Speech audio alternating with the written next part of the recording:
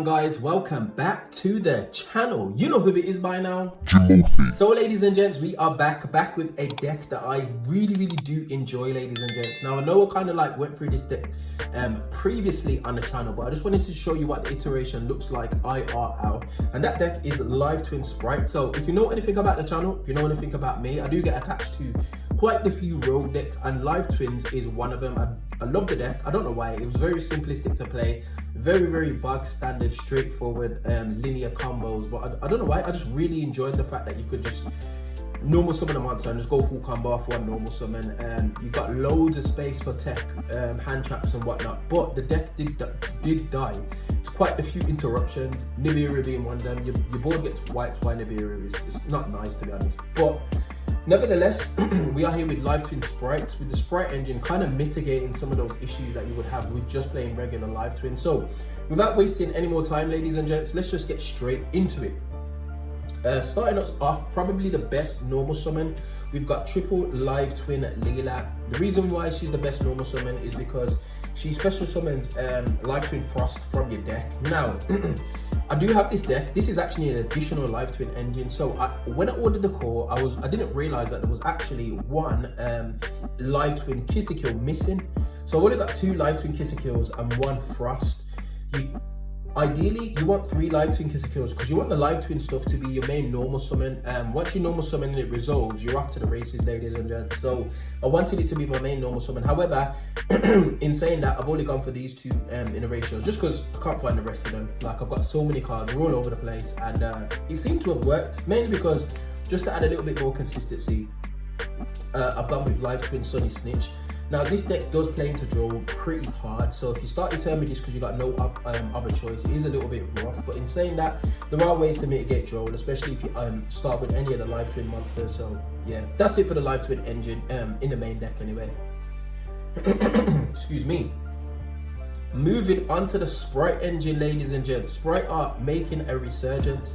I don't think starter going back to 3 was a mistake, to be honest. I know Konami's got foresight on what cards are coming out in the meta, hence why they did what they did to Isold. She was an issue, but there's a lot of broken cards in Yu-Gi-Oh at the moment, and Isold would have been absolutely busted with the new Flame Swordsman stuff that's coming out. So Konami kind of like seen that and said, you know what, we're gonna just address this issue before it becomes even more of a problem. And I think they've done the opposite with Spright, with the unbanning of Spright starter. Spright's just at full max power consistency, apart from obviously Elf, but Elf's busted anyway. And I do feel like Spright can incorporate quite a few engines, whether it be the Ice Barrier engine, which looks very unique in this deck. Yeah, Spright's looking very strong. So triple blue, triple jet. This is all like pretty bog standard. One red, one Spright carrot, as well as the pixies. I like pixies. There's so many times that I've surprised my opponent by just going pixies, chaining damage step to the attack, and it's just like, whoa. Their monster just gets wiped out and they don't realize what's going on. So Pixies is really nice. You don't have to play. It's probably it's the strongest Spright monster, to be honest, which is a little bit crazy. But yeah, you don't have to play it. One card that you also don't have to play is Fallen of Argyros. Now, this could potentially be Hyperia, but the reason why I've gone for this card in particular is because this card can special summon itself to the field regardless of the status of your field. Now, if you didn't know, and I know that a few Spright players have kind of got away with this, with the Spright monsters, you have to have either a Link 2 or level 2, or a Rank 2 or level 2 on the field. Now, sometimes it's a Link 2, sometimes it's a level 2, but sometimes you don't have either of those, and it's difficult to like play. Well, apart from the level 2, obviously, but in terms of the extra deck monsters, you might be stuck with like a Link monster on field, and you can't special summon your Sprights, or you might be stuck with a Rank 2 monster on field, and you can't special summon. This just allows it to do so regardless. It also has a bit of a floodgatey type effect where you can special summon this to your opponent's field, and if you put it next to an arrow or Link monster points to, that Link monster can't activate its effects. So sometimes I will special summon this card to like an Appaloosa zone, or a what's it called, the Unchained monster. I'll put an image on screen. I can't remember the name. Soul of Rage, that's it. Sometimes I'll special summon him to Soul of Rage's link arrow, and it's stuck. You can't do anything. It's crazy. Yeah, and a lot of people have to read this card, but it's just a free extender. It's got a floodgatey type of effect. It does have another on-field effect where it can detach 2 materials on your opponent's turn from an XYZ monster that they control. So that can sometimes come up, and with Goblin Riders coming back into the format, it might be a nice idea to put a couple of these in anyway. But in saying that, it's just an extender, to be honest.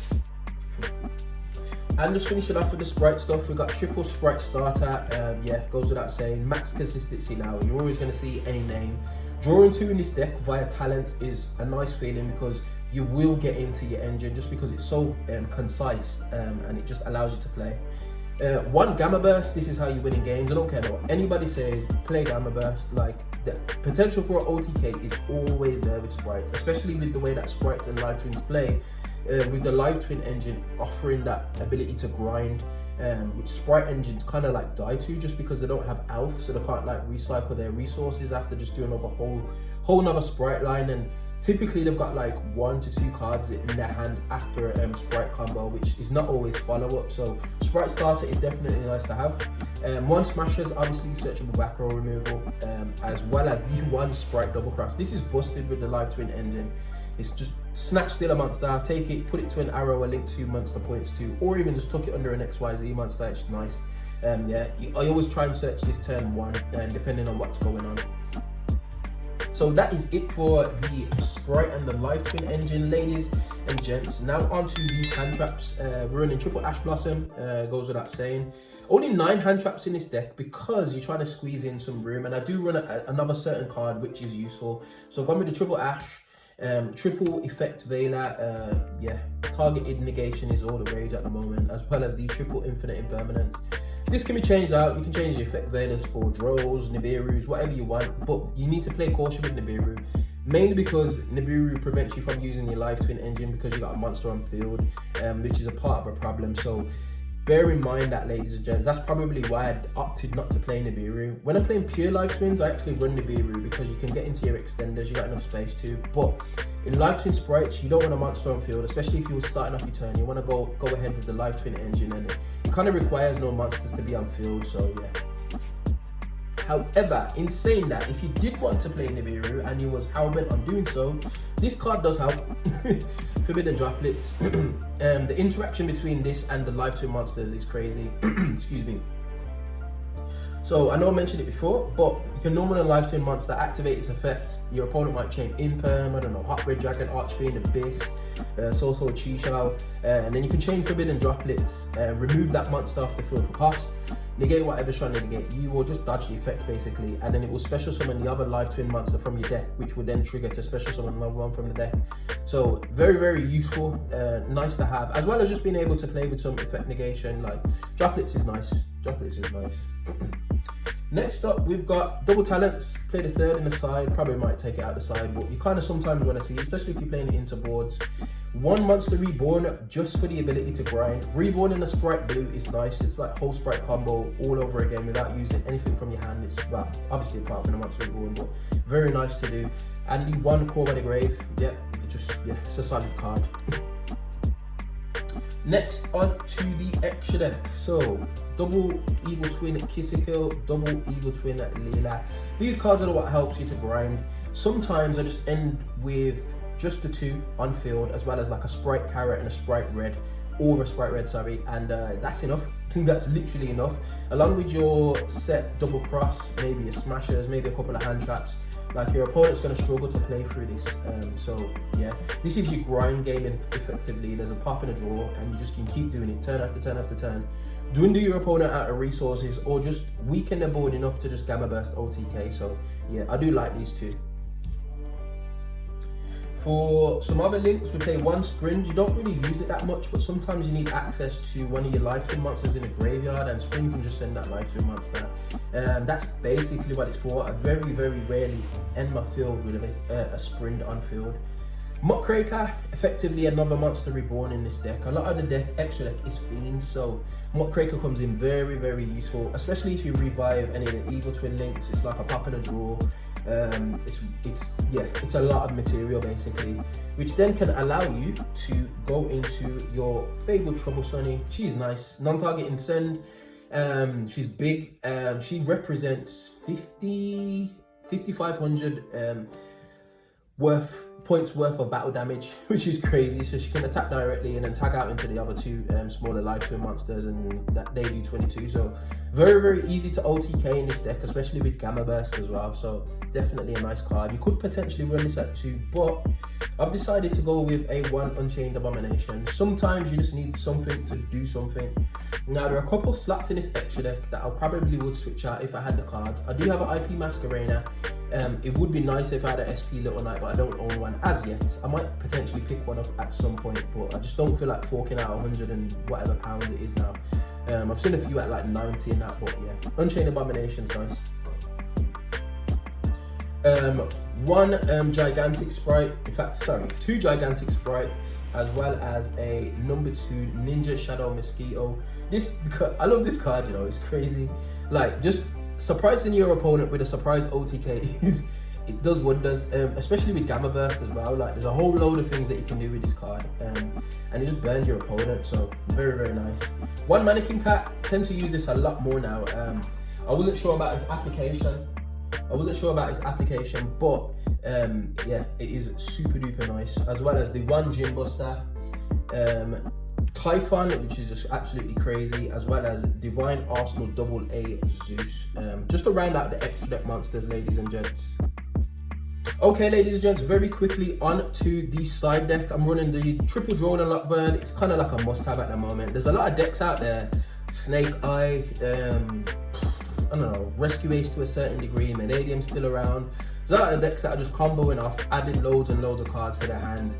You kind of need to prevent that. Cashier is starting to be a deck again, which is absolutely crazy. So you need to kind of like limit what they can do with their hands basically, and just letting them to just add one card and then kind of like prevent them from adding cards for the rest of the turn is nice, just because it gives you a chance to play. Because if you just let a deck go unhindered, even some of the rogue decks out there, you're liable to just get absolutely OTK'd, so FTK'd for it in a sense, because you're not going to be able to play for an established board, which some of the boards that people are putting out now are crazy. Anyway, triple anti-spell fragrance. This is an MVP, a floodgate that wasn't hit on the ban list that I've decided to now include. Flip this against like a runic player, or like, I don't know, I went to a regional actually and I flipped this, and my opponent scooped after about 20 seconds of thinking, because it was like, I can't do anything. Like, literally anti-spell fragrance, along with the pop and the draws that I had with the live twin monsters. It was horrible. So anti-spell is still a busted card. Play it. Triple evenly match. This is for those pesky back row matches. It does happen. Those back row matches can be a problem. Triple Solemn Judgment, just because when people start cutting it onto the fact that we're playing sprites, Dark Reel is going to come back out again, and that's the thing that cripples our board, just because we can't respond to it. So it's a little bit tough, to be honest, but yeah, Solemn Judgment to side in whenever. It's not actually, I don't actually use it too much at the moment, but I know that it's going to become very essential when I'm going forward, and I used to play it in sprites before anyway, just for this reason basically. And then finally, some one-offs. I decided to go with the Pankratops. I probably could up this to 2, but I haven't got another secret as yet, so I'm holding out. But yeah, Pankratops is phenomenal. This represents like a body off the field as well as a spell and trap, because typically you beat over something and then use it to pop something else, or you can just leave it on field as a bit of a threat, especially with like field spells and continuous spells, continuous traps, for example. It's very useful. And then the other one of which the other triple tactics talent, as well as the Harpy's Feather Duster, just to be able to kind of like play with back row. I might actually take this out because the live twin monsters do a lot of popping anyway, so you can kind of like just pick away at back row, but it's always nice to just have like a blowout card going first. So we'll see. I might even put thrusts in here as well, so we'll see. I'm still kind of like refining this deck, and it's probably the deck that I'm going to play for a couple of weeks until we get Phantom Nightmare, just because the format's a little bit weird at the moment, so there's a lot of things going on. But anyway, that is it, ladies and gents. If there is anything that you feel like I could add to this deck, definitely get at me in that comment section below. I'm going to take this to locals again this week. Hopefully I'll have a little bit of fun with it. I do really enjoy playing this deck. Very simple. You can save your brain power for interacting with your opponent, which is something that I do value. But yeah, like I said, we find ourselves at the end of another video. As always, if you do like this content, you know what to do by now. Hit that like button, share, subscribe, all of that beautiful good stuff, and I will definitely see you guys on the next video. Hope you enjoyed. Peace.